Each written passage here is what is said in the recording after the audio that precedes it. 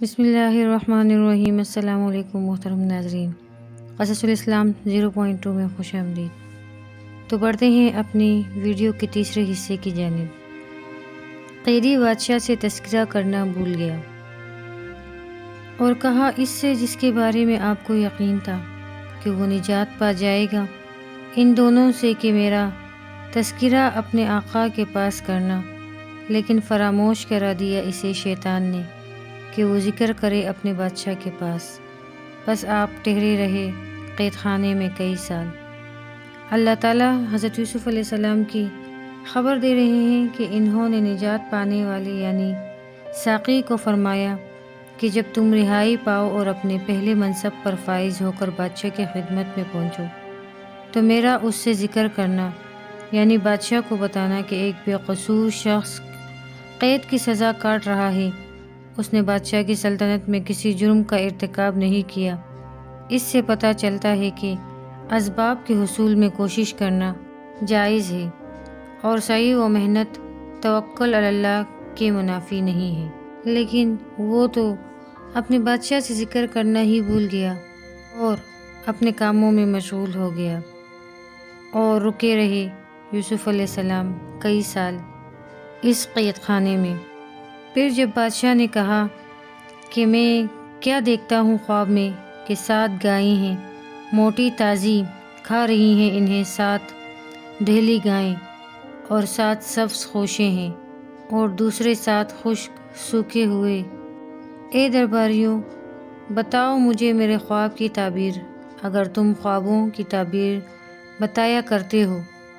درباریوں نے کہا، بادشاہ سلامت، یہ خواب پریشان کن ہے اور ہم پریشان کن خوابوں کی تعبیر بتانے سے قاصر ہیں۔ اور اس وقت بولا وہ شخص جو بچ گیا تھا ان 2 قیدیوں میں سے۔ اب اسے یوسف علیہ السلام کی یاد آئی ایک عرصے بعد۔ کہا میں بتاتا ہوں تمہیں اس خواب کی تعبیر، مجھے قید خانے تک جانے دیجیے۔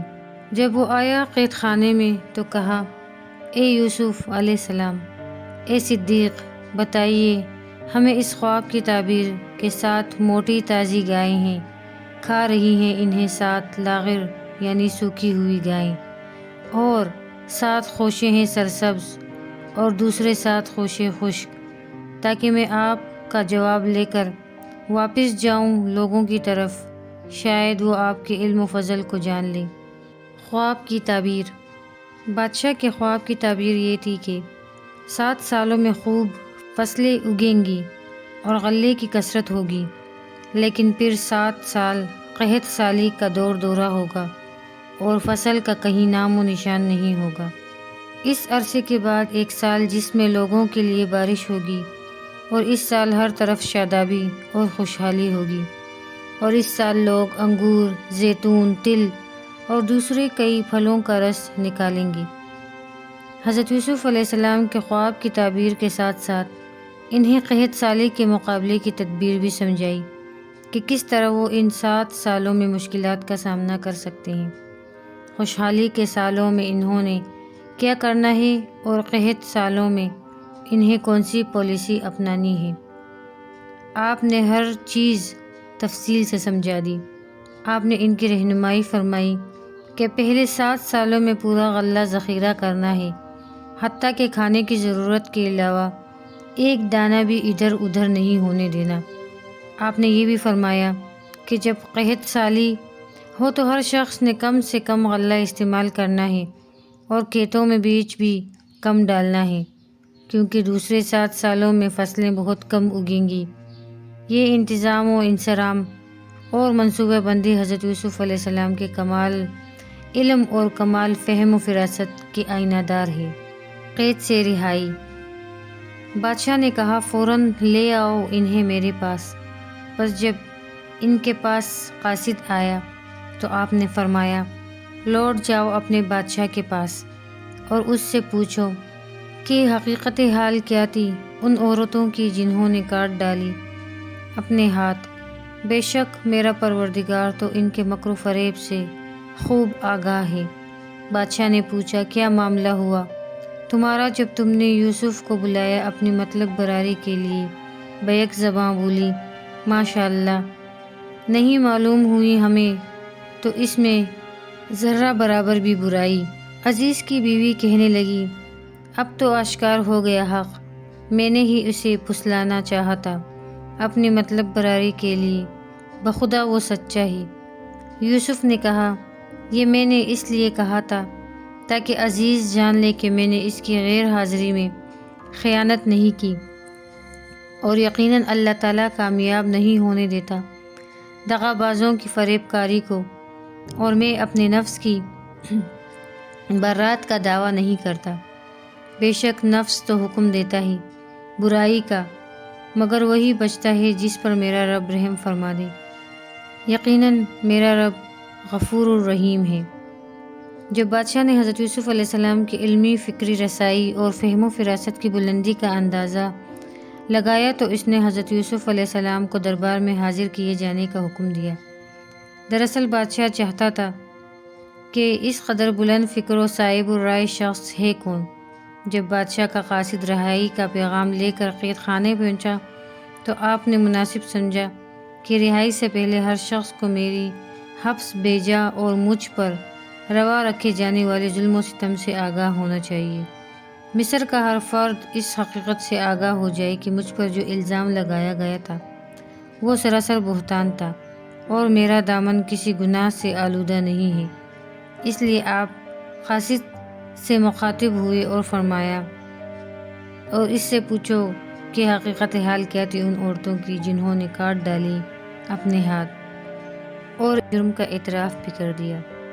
تمام مصری خزانوں کے مالک و مختار حضرت یوسف علیہ السلام کے پاک دامنی اور بلند کردار جب بادشاہ پر ظاہر ہو گئے اور اس جھوٹ کا پول کھل گیا جو لوگ حضرت یوسف علیہ السلام کی طرف منسوب کرتے تھے، تو اس نے کہا، لے آؤ اسے میرے پاس، میں چن لوں گا اسے اپنی ذات کے لیے، یعنی میں اسے اپنا خاص وزیر اور اپنے مقربین میں سے ایک مقرب بنا لوں گا۔ حضرت یوسف علیہ السلام دربار میں لائے گئے۔ بادشاہ نے بالمشافہ آپ سے گفتگو کی، آپ کی حکمت بری باتیں سنی اور فضل و کمال اور صدق و امانت کا گرویدہ ہو کر کہنے لگا، آپ آج سے ہمارے ہاں بڑے محترم اور قابل اعتماد درباری ہیں۔ آپ نے فرمایا، مجھے مقرر کر دے زمین کے خزانوں پر، بے شک میں ان کی حفاظت کرنے والا اور معاشی مسائل کا ماہر ہوں۔ حضرت سیدنا یوسف علیہ السلام نے اس عظیم منصب کا مطالبہ اس لیے فرمایا کہ خوشحالی کے 7 سال کہیں بغیر کسی مناسب منصوبہ بندی کے نہ گزر جائیں، اور آنے والے 7 سالوں میں ملک کو معاشی مشکلات کا سامنا نہ کرنا پڑے۔ دراصل آپ علیہ السلام مخلوق خدا کی خدمت کر کے اللہ کی رضا حاصل کرنے کے طالب تھے۔ آپ ان کی مشکلات میں احتیاطی تدابیر اور ان کے لیے وسائل فراہم کرنے کی جدوجہد میں تھے۔ بادشاہ مان گیا اور کہہ دیا کہ آج سے خزانوں کی حفاظت آپ کے سپرد ہے۔ حضرت یوسف علیہ السلام کی شادی۔ اہل کتاب کہتے ہیں کہ اس وقت حضرت یوسف علیہ السلام کی عمر 30 سال تھی۔ بادشاہ نے عظیم الشان عورت سے ان کی شادی کروائی۔ سالبی لکھتے ہیں کہ بادشاہ نے قطفیر کو اپنے منصب سے الگ کیا اور حضرت یوسف علیہ السلام کو یہ منصب تقویض کر دیا۔ یہ بھی کہا جاتا ہے کہ جب زلیخا کا خاوند فوت ہو گیا تو بادشاہ نے زلیخا کی شادی کی حضرت یوسف علیہ السلام سے کر دی۔ عجب اتفاق ہے کہ زلیخا کنواری تھی، کیونکہ عزیز مصر عورتوں کے پاس نہیں جاتا تھا، یعنی نامرد تھا۔ زلیخا کے بطن سے حضرت یوسف علیہ السلام کے 2 بیٹے افرائیم اور منشا پیدا ہوئے۔ پورا مصر حضرت یوسف علیہ السلام پر اعتماد کرتا تھا۔ آپ نے بڑے عدل و انصاف سے حکومت کی، لوگ آپ کی دل و جان سے گرویدہ ہو گئے۔ بھائی حضرت یوسف علیہ السلام کی خدمت میں۔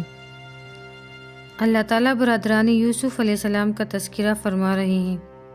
جب قحط سالی شروع ہوئی اور تمام ملک اور دنیا کے لوگ خوش سالی کا شکار ہو گئے تو حضرت یوسف علیہ السلام کے بھائی غلہ لینے کے لیے مصر آئے۔ ان دنوں مصر پر حضرت یوسف علیہ السلام کا حکم چلتا تھا۔ دنیاوی لحاظ سے بھی آپ قائد تھے اور دینی اعتبار سے بھی آپ امام و مقتدا تھے۔ جب آپ کے بھائی آپ کی خدمت میں حاضر ہوئے تو آپ نے انہیں پہچان لیا لیکن وہ نہ پہچان سکے آپ کو، کیونکہ ان کے تو وہم و گمان میں بھی نہیں تھا کہ حضرت یوسف علیہ السلام کو اس قدر و منزلت حاصل ہو سکتی ہے۔ اس لیے وہ نہ سمجھ سکے کہ عزیز مصر خود ان کا بچھڑا ہوا بھائی یوسف ہے۔ حضرت یوسف علیہ السلام باتوں باتوں میں ان کے تمام حالات پوچھ چکے تھے کہ وہ کتنے بھائی ہیں، اور انہوں نے بتایا کہ ہم 12 ہیں، ایک عرصے سے گم ہیں، اور اس کا حقیقی بھائی والد گرامی کی خدمت کے لیے گھر پر ہے۔ آپ بنیامین سے ملنا چاہتے تھے، اس لیے فرمایا اسے اگلی مرتبہ میرے پاس لے آئیں۔ ترجمہ: کیا تم نہیں دیکھتے کہ میں کس طرح پیمانہ پورا بھر دیتا ہوں، اور میں کتنا بہتر مہمان نواز ہوں؟ آپ نے انہیں ترغیب دی تاکہ وہ بنیامین کو ساتھ لائیں۔ پھر ترہیب کے لہجے میں فرمایا، اور اگر تم اسے نہ لے آئے میرے پاس تو سن لو، کوئی پیمانے تمہارے لیے میرے پاس نہیں ہوگا، اور نہ تم میرے قریب آ سکو گی۔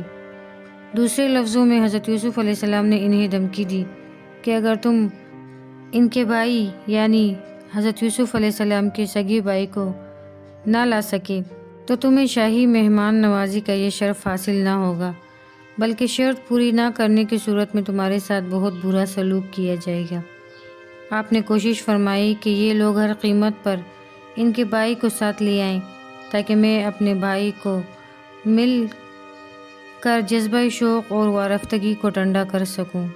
وہ بولے، ہم ضرور مطالبہ کریں گے اس کے بھیجنے کے متعلق ان کے والد سے، یعنی ہم اپنی طرف سے پوری کوشش کریں گے کہ وہ ہمارے ساتھ آنے کو تیار ہو جائے اور آپ سے ملاقات کرے۔ حضرت یوسف علیہ السلام نے اپنے غلاموں کو حکم دیا کہ چپکے سے ان کی رقم جو وہ غلے کے عوض دے چکے ہیں ان کی بوروں میں رکھ دو، اور انہیں محسوس تک نہ ہونے پائے تاکہ وہ اسے پہچان لیں جب وہ واپس لوٹے اپنے گھر والوں کے پاس، شاید وہ لوٹ کر آئیں۔ آپ اپنے معاشی حالات سے واقف ہو چکے تھے۔ آپ کو اندیشہ لاحق ہوا کہ ہو سکتا ہے کہ ان کے پاس اور رقم نہ ہو اور وہ غلہ خریدنے دوبارہ نہ آ سکے۔